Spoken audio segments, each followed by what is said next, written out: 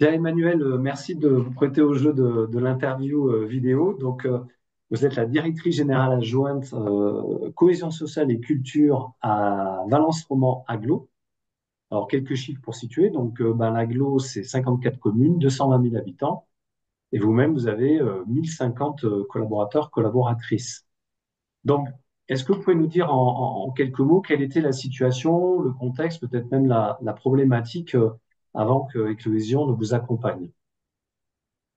Oui, bien sûr. Euh, En fait, j'ai la responsabilité d'un département, donc cohésion et sociale et culture, comme vous l'avez évoqué, qui regroupe des métiers très différents, puisque j'ai la responsabilité de la petite enfance, c'est-à-dire principalement les crèches, Ouais. le sport avec les piscines et patinoires, conservatoire, donc avec des musiciens et puis des élèves. Je sais plus, l'enfance et la jeunesse, donc ça c'est plutôt les ados Ouais. et les jeunes, donc avec différents. On a aussi les repas scolaires, on fait de la cuisine.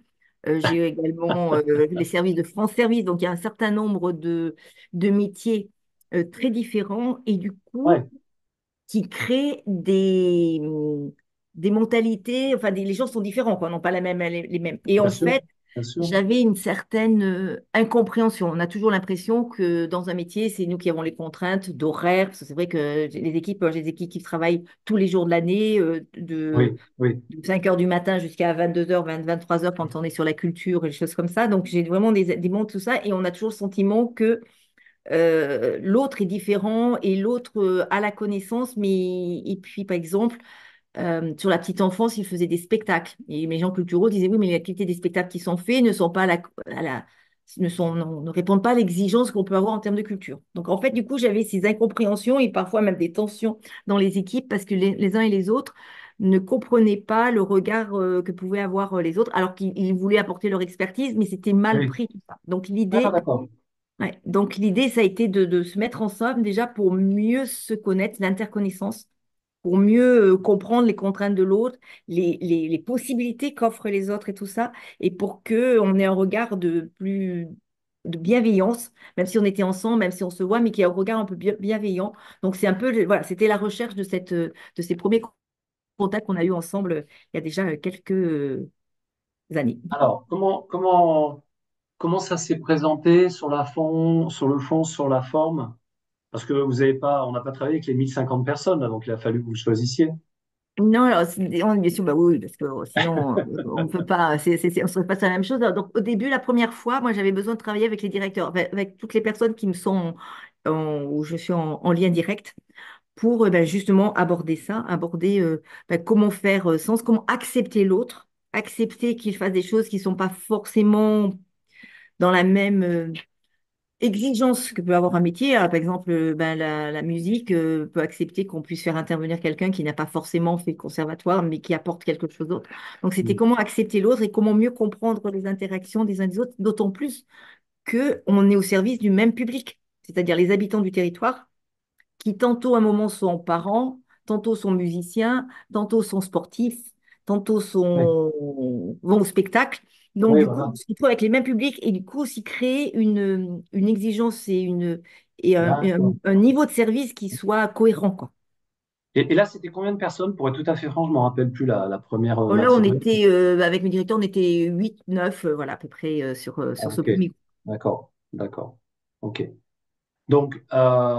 Et ensuite, il y a eu un deuxième, une deuxième demi-journée parce que j'ai Parce cru que du coup, comprendre que en là, fait, vous ça étiez vient en des appel. équipes. En fait, ça vient de mes directeurs, en fait, Ouais, qui m'ont dit, mais Emmanuel, c'est assez intéressant parce que ce qu'on a pu faire ou ce qu'on a fait, ça serait pertinent qu'on puisse le partager avec bah, eux-mêmes, leurs propres responsables de service qu'ils ont dans leurs unités, dans leur direction.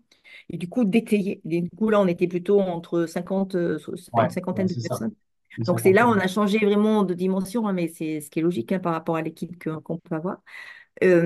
Et c'est celle-là, mais ça vient vraiment des directeurs qui ont dit il faut qu'on aille plus loin. Nous, on peut porter, on a compris l'intérêt, tout ça. Enfin, on voit ce qu'on peut faire, mais il faut qu'on aille plus loin, qu'on élargisse pour qu'on porte ensemble et de façon plus large pour qu'on puisse après ben, développer dans les différents services. Parce que par exemple, j'ai une direction qui a plus qu'à, dans les 1000, il y en a une qui fait la moitié, 500 personnes. Donc, D'accord, du coup, d'accord. il y a du lien, donc il faut quand même qu'on embarque un maximum de personnes.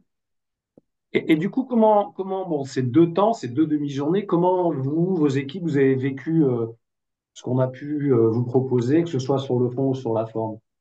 Bah bien, hein, je pense, hein, globalement, bien.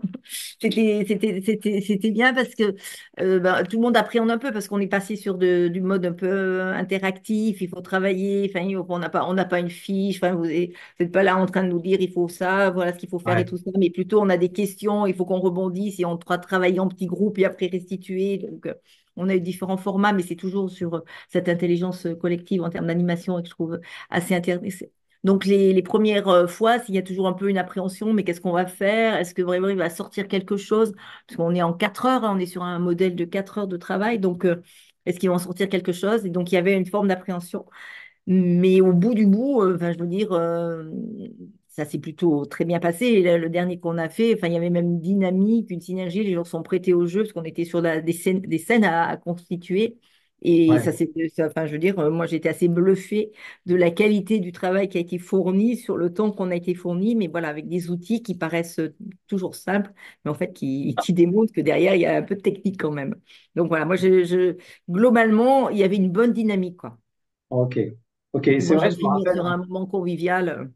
vous avez raison, j'avais complètement oublié, on avait demandé à un service de restituer les contraintes de l'autre service, mais sous Mm. forme fun. Alors, il y en a qui ont choisi le micro-trottoir, il y en a qui ont choisi la chorale, il y en a qui ont choisi un Le film, jeu. une pièce de théâtre. Enfin, c'était. Et oui, oui, et du coup, enfin, et en temps réduit, hein, enfin, je veux dire, on n'était pas sur des temps très très longs, Ah non, et non, tout le non, monde non. s'est prêté.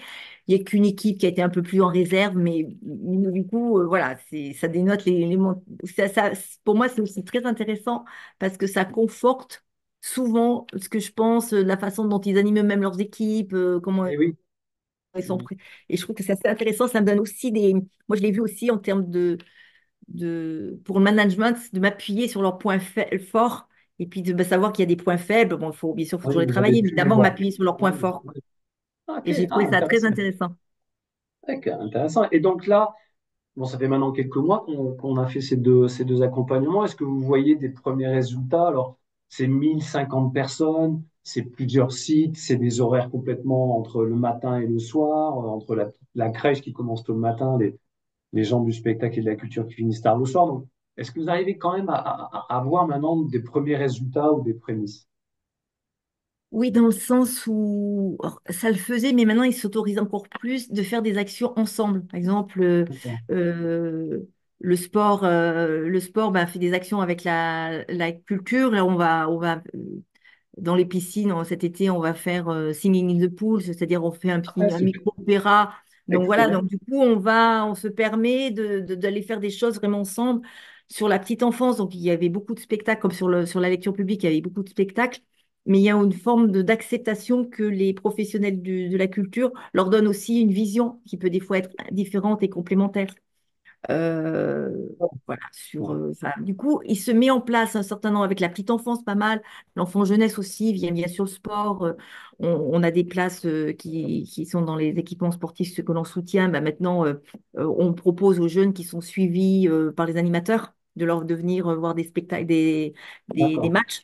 Donc, du coup, ils se permettent plus de choses et plus de relations dans les différents métiers qu'ils peuvent faire. Et ça, moi, c'est vraiment un des objectifs, hein. Un des objectifs forts, c'est pas qu'on reste dans le sport, dans le conservatoire. Enfin voilà, il faut vraiment qu'on crée cette dynamique et cette vision partagée et qui ouvre les esprits, quoi. C'est surtout ça, parce que faut qu'on sorte de nos monolithiques sur lesquels on a tous tendance à être un peu, quoi. Donc voilà, c'est un Bon, bah, des écoute, objectifs. Et ça, il y a des choses qui se font et qui se faisaient moins. ah bah écoutez, je suis vraiment content. Puis en plus, à votre voix, on sent effectivement que la dynamique, elle est là aussi portée par vous. Merci infiniment, Emmanuel, pour ce témoignage. Et puis, bah, bonne continuation. Eh bien, merci à vous aussi. Au revoir. Au revoir.